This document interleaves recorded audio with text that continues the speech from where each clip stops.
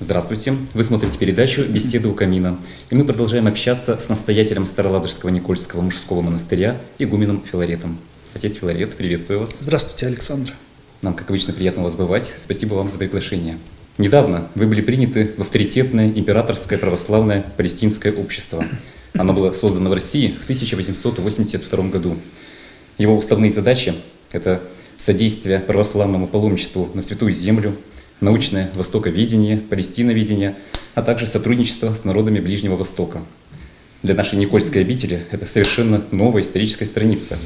И, отец Филарет, расскажите, как ваше вступление в это общество отразится на дальнейшей жизни Старой Ладоги, и Никольской обители, и какие возможности открываются теперь? Хочу сказать, что это была моя мечта, которая, слава Богу, осуществилась. Я очень долго к этому шел.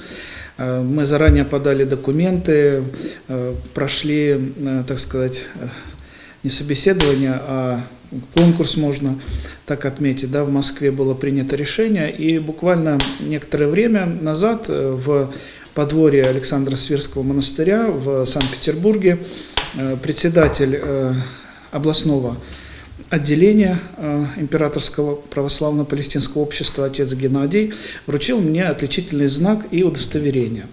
Мы с ним, так как он является председателем правления Ленинградской области, мы обсудили дальнейшее сотрудничество. И второй шаг – это, безусловно, то, что члены общества нашего областного должны будут прибыть к нам в монастырь, чтобы уже на месте определиться о дальнейшем взаимодействии. Но, безусловно, для монастыря это огромный плюс. Почему? Потому что это открытие для более широкого круга людей. Это проведение различных мероприятий, молодежных мероприятий, потому что общество сегодня является общественной организацией, которая выигрывает гранты президентские, реализует различные программы.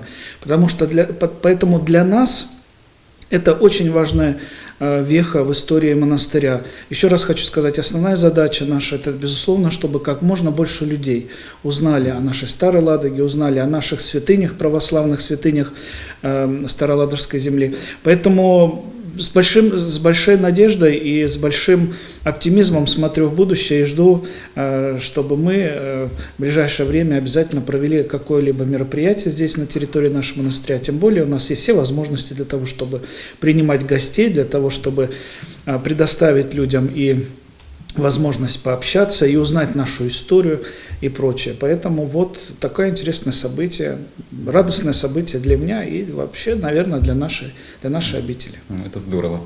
Отец Филарет, пришло время перейти к ответам на вопросы наших телезрителей. А я напомню, что благодаря широкой аудитории телеканала «Союз» вопросы нам присылают со всех уголков страны. Уныние – это грех, праздность – тоже грех. Еще мы боремся с такими страстями, как гордыня, самолюбование, сквернословие, осуждение, зависть, чревоугодие и так далее. Соблюдая одно, мы нарушаем другое. Скажите, как прожить жизнь, не согрешив?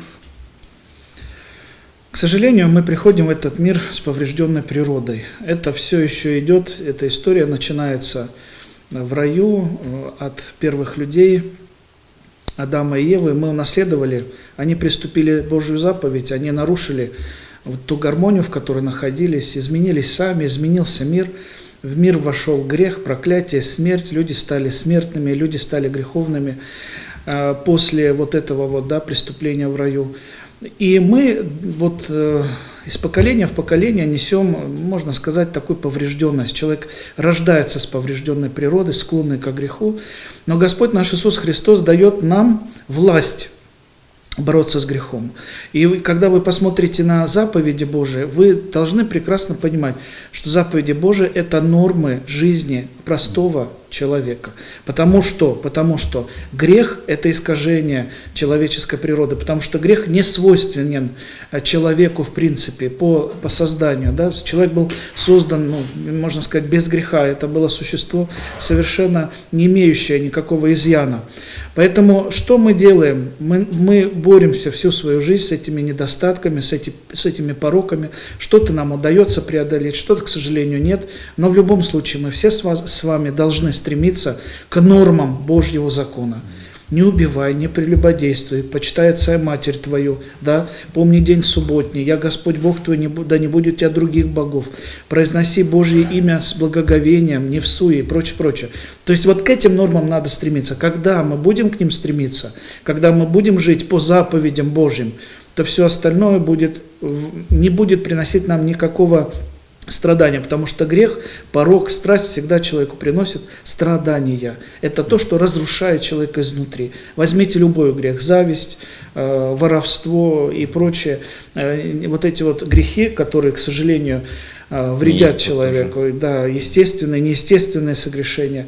Но мы с вами призваны бороться с этим. Поэтому, исполняя заповеди, мы все это можем преодолеть. Нужно постоянно совершенствоваться. Об этом говорит Господь. Когда Бог решает, куда отправить душу человека, в рай или ад, в какой момент? Есть интересные слова в Священном Писании. Царство Божие внутри вас есть. Рай начинается у человека еще здесь, на земле. И ад начинается внутри человека, в его душе.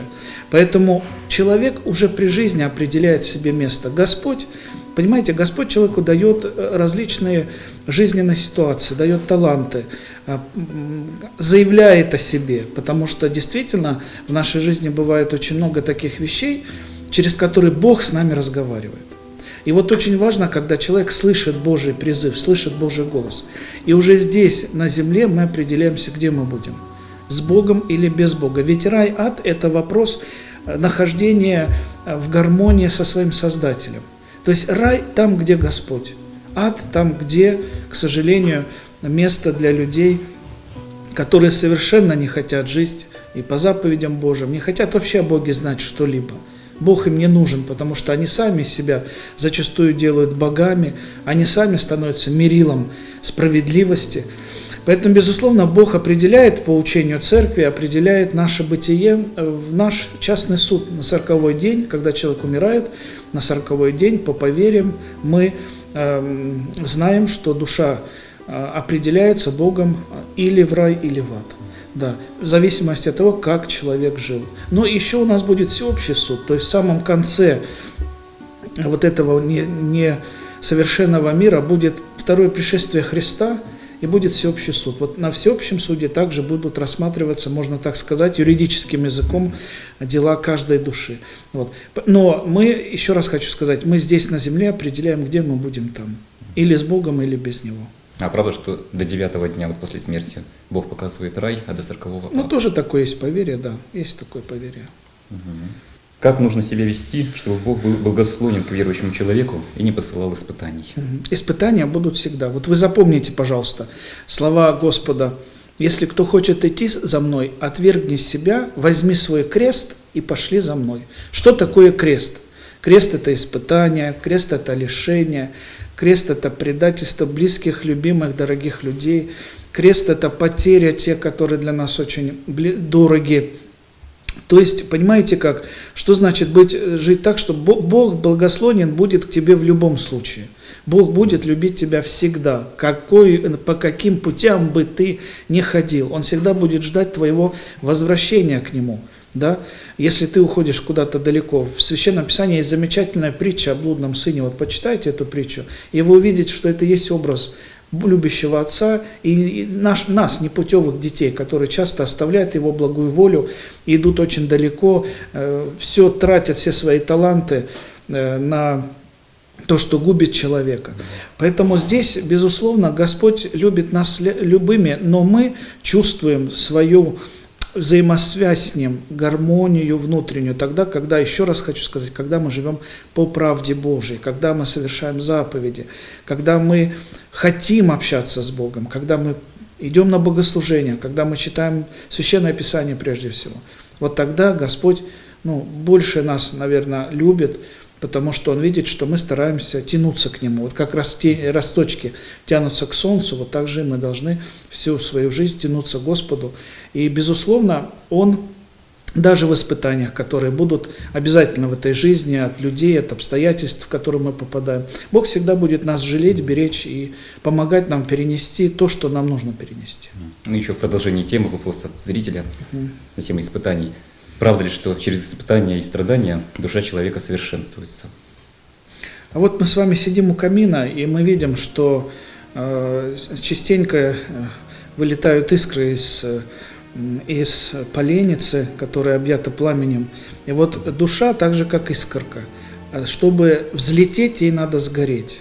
И вот страдания человеческие, они, во-первых, понимаете, ведь страдания относительные, и в любом испытании, в том числе или страдании, есть нравственная сторона, когда человек, переживая что-либо, совершенствуется, когда он, переживая что-либо, становится совершенно другим. И я всегда привожу такую аналогию, то, что испытание – это прежде всего наша духовная школа, это тот предмет, который мы должны изучить, и в конце будет поставлена оценка, экзамен. Прошел я это или не прошел?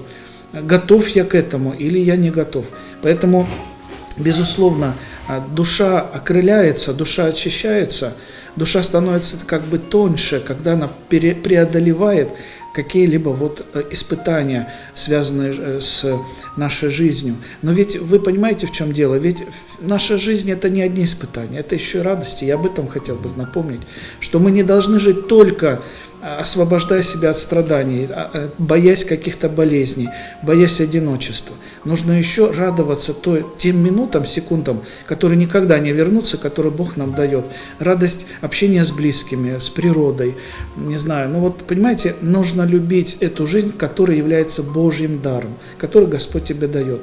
А все остальное, испытания, они же, понимаете, они призваны, недаром говорится испытания. То есть они проверяют нас на прочность, насколько тверда наша вера, то есть как мы с ними справляемся, насколько мы можем это перенести, насколько мы можем понять другого человека, простить другого человека, не отвечать злом на зло, которое зачастую настолько против нас ополчается, что действительно хочется не просто подставь руку, а хочется ударить в ответ. А вот этого делать нельзя, потому что зло побеждается только добром, только смирением, и об этом мы читаем Священное Писание, когда взираем на жизненный путь нашего Господа Иисуса Христа. А вот есть какой-то предел страданий, испытаний или радости? Бог никогда не даст тебе испытать то, чего ты не можешь вынести. То есть всегда дается по твоим силам. Это в святоотеческом предании очень часто повторяется. У нас еще есть интересный вопрос о человеческой душе. Он поступил нам в форме видеообращения. Его записал молодой человек из Санкт-Петербурга. Давайте послушаем. Здравствуйте, у меня такой вопрос. Считается, что душа человека живет в сердце. Как вы относитесь к пересадке сердца к другому человеку? И может ли душа доброго человека перейти к злому?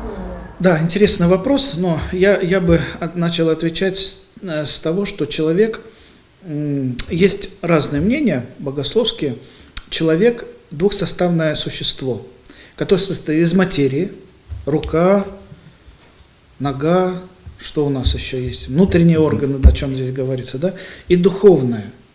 То есть мы двухсоставные существа. И жизнь всему дает душа. Вот та душа, которую Бог вдунул в первого человека. То есть та частица бессмертия, которая есть в каждом из нас. Что происходит, давайте возьмем смерть. Что происходит во время смерти? Душа уходит из тела, тело погружается в землю и растворяется, превращается в прах, из которого она была когда-то сделана. Поэтому пересадка сердца, Господь благословляет медиков, Господь благословляет наших врачей. Поэтому есть операции, которые нужно делать, и они обязательно приносят человеку пользу, продлевая его жизнь. Вот здесь тоже очень важно понимать, почему Господь дает такую возможность человеку, заменив, допустим, какой-то внутренний орган, сердце или другое. Господь дает ведь этому человеку шанс пожить, не просто пожить только для себя, а может быть поменять себя. Потому что, мы говорили об испытаниях, потому что любое испытание, в том числе испытание, допустим, когда у человека приходит в негодность что-то телесное, он же тоже должен переоценить свою жизнь. И когда Бог даст тебе еще второй шанс продлить твою жизнь, вот этот шанс нужно не упустить, а прожить его достойно. Сколько Бог тебе даст поработать. А где душа находится? Душа, нет определенного места. Мы почему-то думаем, что в районе сердца. А я думаю, что душа, она наполняет все существо человека. То есть это как бы отпечаток И, может, человека. даже вокруг. Вот, Отпечаток орел человека. такой. И что будет, если пересадить сердце злого человека или наоборот, доброго человека в злого человека? Сердце не определяет поступки, определяет что? Душа и разум. Да? Поэтому здесь все зависит от человека. Если человек был злым, к сожалению, да, всю свою жизнь, а ему пересадили сердце доброго человека, он не станет добрым человеком. Если он сам не поменяет свой внутренний мир, свою душу не изменит, которая уже дает жизнь всему остальному. Поэтому вот, наверное, бы так я ответил на этот непростой вопрос. То есть мы привыкли говорить, что у этого человека доброе сердце, а у этого черствое. Но мы же, это тоже аллегория, потому что Образно. сердце, оно это мышца, оно никуда физически оно никак не меняется, да? Но поступки определяют доброе сердце или злое сердце, поступки человека, а поступки уже, они исходят откуда? Из души. Они исходят из того нравственного или безнравственного, что есть в голове у человека. Верит он в Бога или не верит в его существование. Отсюда и поступки. Отсюда и поступки. Следующий вопрос. Что такое милость Божья и всегда ли она во благо человеку? Бог, Он всегда милосерден к человеку. Как бы то ни было. Милость Божия – это расположение Бога к человеку, доброта к Богу человеку. И ведь она наблюдается по всей нашей жизни. Когда мы рождаемся, приходим в этот мир, Бог по своей доброте награждает нас определенными талантами. Мы, когда вырастаем, также Бог нам дает шанс, возможность стать хорошим человеком, добрым христианином, допустим. Да? То есть милость Божия – это доброта Бога в принципе, потому что Бог есть добро, Бог есть любовь. Да? И об этом мы говорим, что без вот этого определения, которое дал нам Иоанн Богослов в своем Евангелии, уникальное Евангелие, да, в котором и пишется, что Бог есть любовь, и пребывающий в Боге в любви должен пребывать. Вот, поэтому здесь нужно это понимать, как Господь нам дает шанс прийти в эту жизнь. Это уже подарок, это уже огромный дар жизни, который человек должен очень-очень дорожить. Вот. А где же милость Божия в испытаниях, страданиях? А в этом и тоже есть Его милость. Потому что без, понимаете, вот мы можем быть такими существами, людьми тепличного характера, да? Но если не будет вот таких вот перемен в нашей жизни, когда мы, еще раз хочу сказать, Господь по своему милосердию проверяет нас на свою преданность Ему, на глубину веры. Потому что зачастую вера у людей какая? Поверхностная. Вот помогло что-то, а вроде что-то есть. А поставил свечу, не помогло, а зачем я это вообще делал? То есть, понимаете, вера есть бытовая, на уровне бытовом. Это не есть настоящая вера. Вера, она преображает человека. Вера помогает ему отвечать на бытийные вопросы. Для чего я живу, для чего я существую, а что будет потом, а как я должен себя вести в этом мире и прочее. То есть милосердие Божие, оно проявляется всегда. И то, что Господь в этот мир послал Божьего Сына, который поменял все, изменил, который усыновил нас, это удивительный дар. Вот, дар Его милосердия к роду человеческому. Несмотря на все, что делает человек зачастую, наполняя вот этот маленький земной шар страданиями, плачем, проливая кровь совершенно неповинных людей друг друга, делает зачастую то, что животные даже не делают. Поэтому Бог, несмотря даже на это, проявляет свое милосердие к человеку и своей любовью покрывает наши грехи, когда человек кается, когда он исправляет свою жизнь, когда становится другим. Вот почему мы и говорим, что любому человеку открыта дверь покаяния. Сегодня ты был злодей, но если ты покаялся и сказал, я больше этого не делаю, ты становишься другим человеком. Вот в чем смысл нашей веры. В народе еще считается, что все время хорошо, тоже плохо. Почему дети верующих становятся атеистами? Ну, это естественно, потому что любой человек принимает только то, что ему, можно сказать, на потребу. Зачастую дети неправильно воспитываются, зачастую взрослые показывают не очень хороший пример. То есть здесь нельзя однозначно ответить на этот вопрос. Но то, что это существует, то, что верующие становятся неверующими, а атеисты становятся глубоко верующими людьми, это тоже тайна, которую нельзя понять и нельзя раскрыть. Вот одним предложением, почему так происходит. Здесь проблема, я думаю, что это проблема отдельной личности, отдельного человека. Почему так произошло? Но я говорю, что бывает так, что родители неправильно воспитали, не дали то, что необходимо было дать. И понятно, что каким-то своим поведением отталкивают уже подростка, может быть, от церкви, который никогда больше в храм не придет, понимая, каким ты себя показал вроде верующим, а на самом деле ты иногда поступаешь неправильно. Вот в этом, думаю, проблема. Если мы говорим о детях, о взаимоотношениях детей и родителей, касающихся веры. И вот в продолжении темы по поводу детей. Интересный вопрос прислала женщина.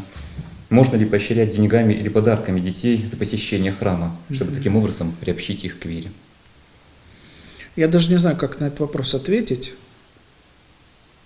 Но думаю, что в любом случае ребенок, который идет с вами в храм, он должен идти не потому, что ему потом дадут конфетку, а он должен понимать, что он туда идет ради чего? Ради встречи с Богом, ради того, чтобы помолиться за своих родителей, ради того, чтобы что-то услышать полезное. То есть нас же не поощряют, когда мы идем в школу, или когда идем к зубному врачу. Но некоторые родители за оценки дают деньги. Но вы знаете, на самом деле должна быть идея, должна быть цель. Зачем этот человек делает, к чему он стремится.